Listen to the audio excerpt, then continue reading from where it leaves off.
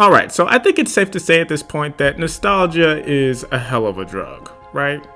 I mean, who doesn't like thinking back on, fonder times when things were just good and happy, and even if it wasn't all happy, it was just, it was the old days. It's when things were simpler, especially when you were a kid. You didn't have a job, you didn't have as much responsibilities. All you did was just do what you wanted to do, minus, the occasional chore or school, which shit, it was kind of fun back then, right? At least that's what you remember, the good times. No one wants to remember the bad times, they remember the good times. And nostalgia will always be undefeated for that reason. Which brings me to the topic of the video, Cell. Cell is an OG of Dragon Ball, okay? Dragon Ball Z, really when Dragon Ball Z was basically at the height of its power is when Cell was introduced, right? The fandom, the story was just coming off of the Frieza saga, and the culmination of everything that was Dragon Ball. Basically, Frieza's what started the whole Saiyan rebellion and the planet's destruction, causing Bardock and Gine to send Goku. The retcon story is that Bardock and Gine as a team sent Goku off to Earth to avoid the destruction, and then he eventually made his way back and avenged his people, saved the universe from the tyranny of Frieza. It was awesome, right? Dragon Ball Z is kicking at this point.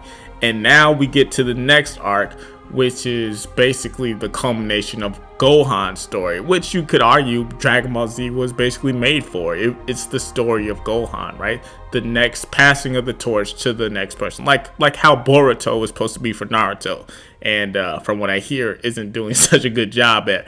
But anyways, so Cell was coming like that's the height of Dragon Ball Z.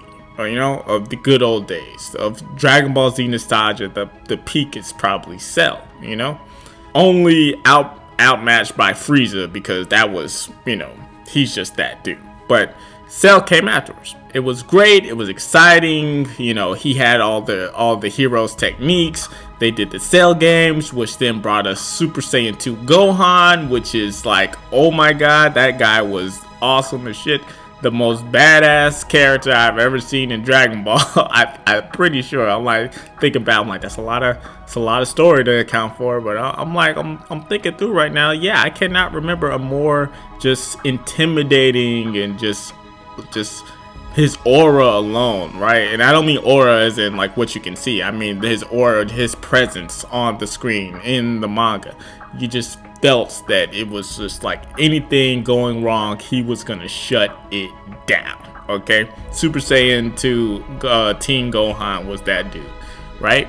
So yeah, nostalgia, I mean, you can listen to me talk now. Nostalgia is a hell of a drug. It's a moment so great that you hold in such high regard that, unfortunately, as much as you try, you probably will not get back. Good luck recreating that stuff. And they're trying, but hey, that doesn't mean we can't try, right? Because that is exactly it's not exactly what is happening, but it's exactly what's rumored to be happening in Dragon Ball Superhero.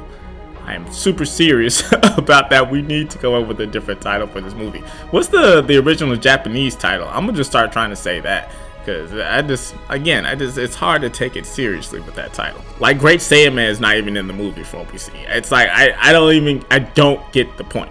Anyways, it looks like they're trying to bring Cell back in Dragon Ball Superhero, because you've got the Red Ribbon Army back on the scene, led by the Dr. Hito, I believe his name is, and they've got the 2 android soldiers already, Gamma 1 and Gamma 2. I believe they're androids. I gotta read those character biographies. I gotta brush up on my superhero knowledge. But yeah, the Red Ribbon Army's back, and there's some giant reactor looking thingy, or a cocoon or egg, which may very well be the resting place of this new Cell. And I gotta say, me personally, I hope it isn't Cell. I'd rather it just be a new character, and here's why. as much as you try, you're not going to be able to recapture the same essence and energy that is coming in your nostalgia, right? If Cell comes back, it'll be cool, but it probably won't be as cool, you know? And we have an example for that, Frieza. But Frieza came back and he was cool. Frieza was still, you know, dope, but that's because he's Frieza, you know? It's like Frieza's like the Michael Jordan of Dragon Ball villains. What he does is an exception, not the rule. So you can't just say, well, they brought Frieza back and did it pretty well, so they could bring Cell back. Like, no, that's not necessarily how that works. Because Frieza has a different appeal than Cell. Cell's appeal was that he was basically a evil Saiyan in a way, right? He craved to have his power challenged, and he craved to get stronger by any means necessary and become the perfect living being, you know, realizing the vision of his creator, Dr. Gero, and also just, you know, following his genetic makeup of, you know, which composed of so many Saiyans. He yearned for a challenge, and thus the Cell games, you know? It wasn't just that he yearned for these challenges and sought after power, it was also that he could do what all the heroes could do. He could do the Kamehameha, he could do the special beam cannon, Hell Zone grenade, Gallic gun. He instant transmission at a point. He was like basically their worst nightmare, right? And that's what made Cell special.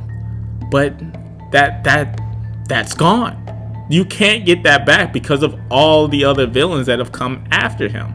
I mean, hell, right after him in the next saga, we had Boo doing a Kamehameha and instant transmission. And then skip ahead to more recently with Dragon Ball Super.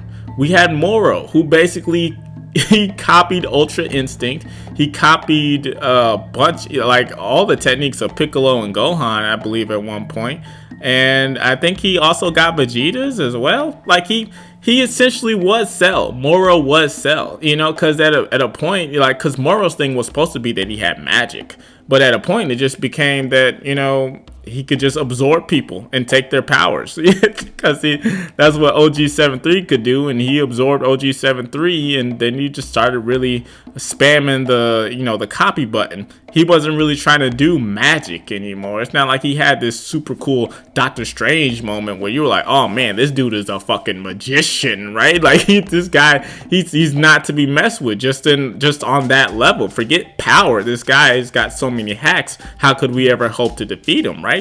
It wasn't like that at all, and I think they really dropped the ball on that one. But still, though, the point remains, he was Cell already. He was already the return of Cell. Hell, right now in this arc, Granola and Gas are both using techniques of Goku and Vegeta, and I think at one point Moro, right?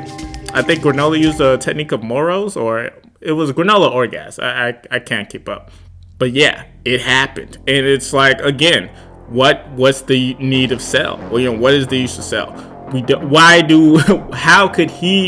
How could he make an impact on the story, a positive impact on the story that, you know, in a way that the other characters haven't already done, basically doing his whole gimmick, you know?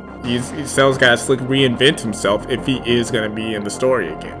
And I think, you know, it's like, yeah, I wouldn't like for Cell to come back just because, you know, of how I believe they would handle him. But there's always going to be so much potential. Dragon Ball, I will say it again and again, Dragon Ball has the most potential out of like almost any anime franchise, you know? It's that, I mean, just look at what's been done in the fan mangas. Look how it's still being carried on in the official, you know, stories. They could run this thing forever, just like Pokemon. You know, those kind of gems that the gifts that keep on giving, they can keep on reinventing themselves if they wanted to. The source material is that strong. So there's a way you could pull off Cell. It's like, okay, let's just think about it real quick, you know? Should I say this for another video? We're already kind of going long. But I mean, basically, yeah, you know what? I'm gonna say that for another video. But there is a way to do it right. You know, I'm not making this video to say that Cell is just a bad idea and he shouldn't be in the story. You know, they brought Broly back, they brought Frieza back. Hell, they can bring Cell back and it still go off, you know, without a hitch. You know, so there is hope. There is hope in them hills. don't give up. But that's just my take on, you know, the surface level of what I'm just not sure what Cell can offer the story at this point that we haven't already received from others. But you tell me, you let me know, leave a comment. You know, what do you think Cell coming back in the story could mean for Dragon Ball Super, right? As a whole, you know, not just the superhero movie. I'm like, cool, it's a rematch between Gohan and Cell, right? You know, that's a little cool in itself, you know. But Dragon Ball Super as a whole, right? Is this a foreshadowing of events in the actual manga, right? Because they're sort of like the same continuity, right? Like, I'm working on a video right now, planning on releasing it around when Doctor Strange comes out, just because to play on the whole trending multiverse of madness. But yeah, it's kind of the same continuity. So if Cell does show up, or some aspect of Cell, right, you know, like some version of Cell, could we expect Cell in the future of the manga? You know, that's a real possibility. So let me know what you think. You know, thanks for watching the video this far. Like and subscribe. Please do not skip step 1 and 2. Like and subscribe. Thanks for watching, and I'll catch you on the next one.